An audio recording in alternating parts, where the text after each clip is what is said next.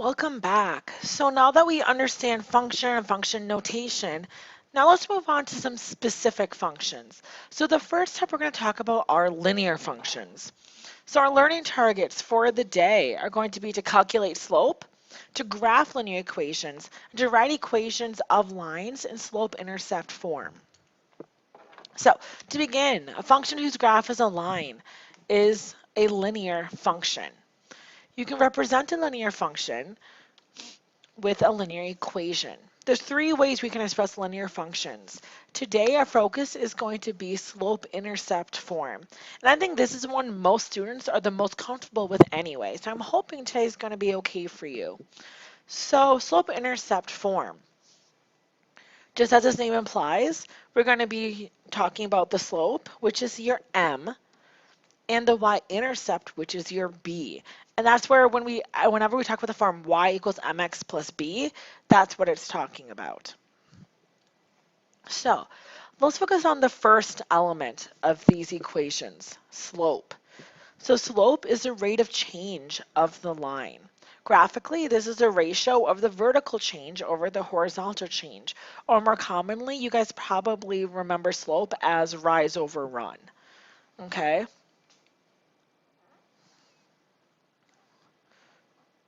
So looking graphically, we can say, hey, I see a point here and a point here. Okay, you want to find 2 points that are exactly on the grid lines. Okay, and the slope is the vertical change, so up 1 divided by the horizontal change divided by 2. So the slope of that line is 1/2. Okay, rise over run. All right, this one, I see this point on the exact grid and this point on the exact grid. Okay, again, you always want to find ones that are on actual points, okay, on the grid.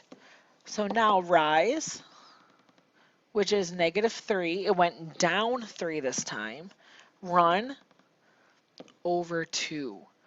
So the slope of this one, because I had to go down, it's actually going to be a negative slope. And notice the difference between those two lines. One appears to be going up, the other appears to be going down. So the positive negative thing kind of makes sense. This next one is kind of a unique situation because notice it's just a flat line, okay? There is no rise whatsoever, it's flat. So that we're going to call a slope of 0. Okay, there's no change in the line. It's literally just a flat line. That is going to be slope 0. And then the other situation, what if it's vertically stacked? We're going to call that an undefined slope. All right, so those are actually represent the 4 different slopes you're going to have to know to make these different lines, okay? So that's what they look like graphically, okay? We think rise over run. What about if I give you points, okay? That's another skill to have. Can you write the slope from points? And of course, the answer is yes. Using that formula, you can calculate it. So notice you find the difference in the y's, so you subtract your y's, and then you divide that by the difference in the x's when you subtract your x's from each other. Okay? So let's practice here. So here's x1, y1, x2, y2. So I'm going to subtract my y's. So -5 minus 2. Then subtract my x's. 4 minus -10. Well, -5 minus 2 is -7. 4 minus a -10. So here you need to remember that little trick. Subtracting a negative is the same as adding. So that is going to become 14. And I'm hoping you guys can all see that is actually going to reduce. -7 over 14 is the same as -1/2, okay? So when you find slopes, I do expect you to reduce them into the simplest fraction possible, all right? Looking at this next example, so again, x1, y1, x2, y2. So looking at this, subtract my y's. So -1 minus -1 over 5 minus 6. -1 minus -1. So double negative here, minusing a negative becomes adding. -1 plus 1, so it can give me 0. 5 minus 6 is -1. However, ultimately, 0 divided by any number, well, that's just going to be 0. All right, so when the y's don't change, notice I have the same y value right here. When y doesn't change, that is giving me a 0 slope, okay? Our last one, x1, y1, x2, y2. Calculate our slope. -3 minus 5, -2 minus -2. -3 minus 5 is going to give me a -8. -2 minus -2. So there's a double negative again. Subtracting a negative turns into adding. -2 plus 2 is going to give me 0. Now here's where you're going to have to remember. We can't divide by 0, can we? That's not mathematically allowed. So in this situation, when you would be dividing by 0, that is what creates your undefined situation. Okay? So it's very important you know the difference between 0 divided by a number, which is 0, or dividing by 0, which is going to be undefined. Okay, those are two very important things to be able to distinguish, and that may even be something cool to include in your summary. That, hey, you know, we need to make sure that we know the difference between those two things. So, now that we're good at slope, now let's talk about graphing lines, okay? Because quite a bit in this chapter, and then a lot in chapter 3, is going to be about graphing lines. So let's take a look to see how we do this. So remember, the first thing you do, plot the y-intercept. The y-intercept is that b value. So here, it's -5. So I start by going down 5. 2, 3, 4, 5. So I'm going to start right there. Now I'm going to use my slope to find more points. So that slope of 2/3. So remember, slope is rise over run. So I'm going to go up 2 and over 3 to find my next point. And remember, we want to continue this pattern, okay? So I want as many points as possible. So I'm going to continue that pattern. So I have as many points along that line so I can accurately draw my line. And there you go. So again, I know you've done this for a while, but I just wanted to reiterate those important skills to review some basic graphing. Looking at the next one,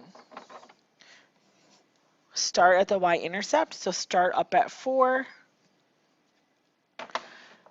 This time my slope isn't a fraction though.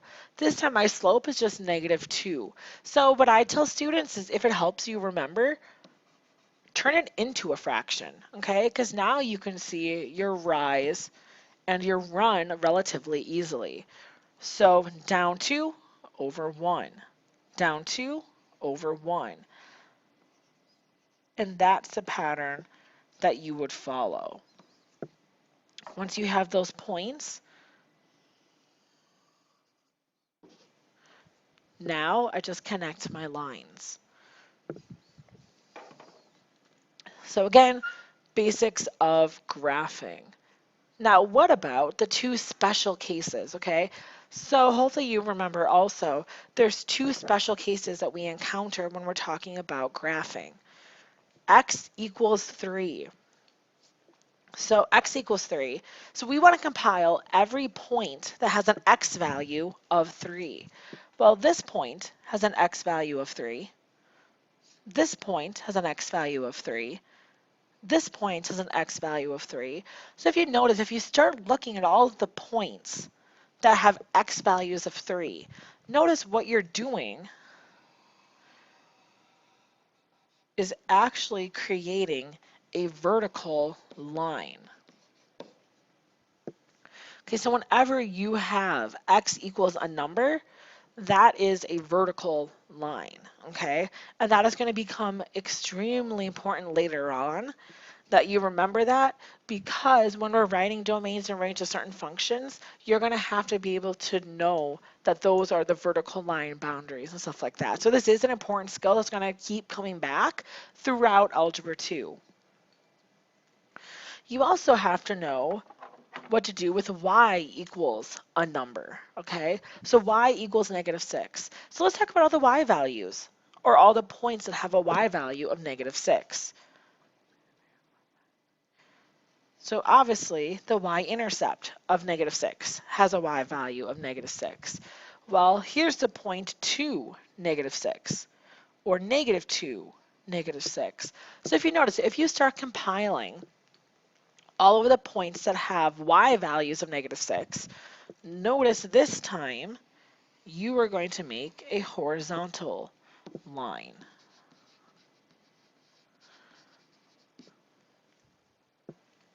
Okay, so do make sure you know those special cases. Again, these two ideas are going to come back throughout the rest of the course. So you need to make sure that you have those special cases straight for graphing.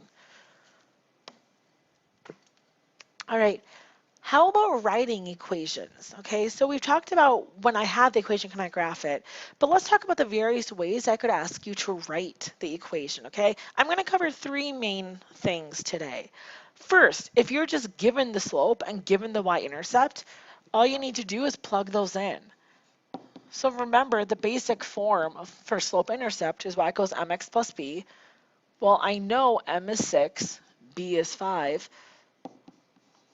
so you could literally just write the equation like that.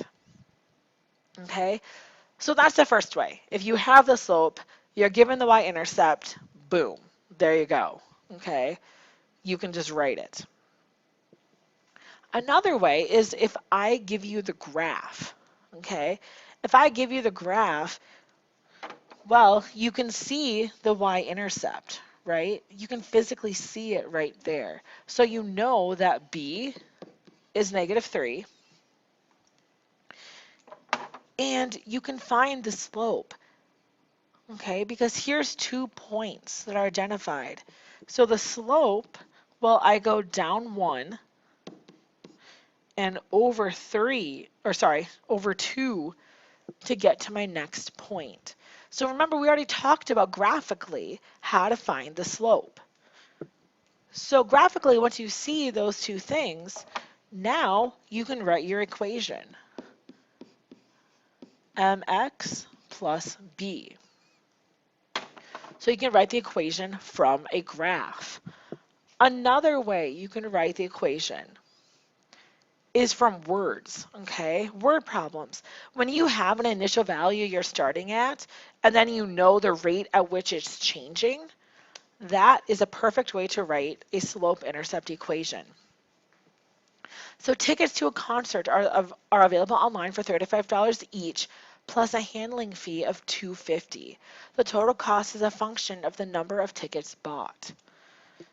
So here, there's $35 each, okay?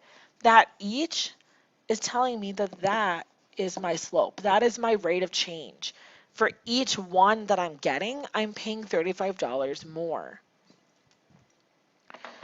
This handling fee right here, that is just a flat fee. So no matter how many I buy, that doesn't change, okay? So that's going to be kind of my initial value. I have to start with that $2.50 that I'm going to have to pay. Then I can buy as many tickets as I want after that.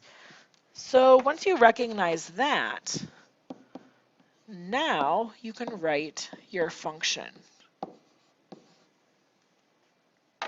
And you have your slope-intercept form equation. All right, so again, know those three ways I could ask you to write a linear function for me, okay?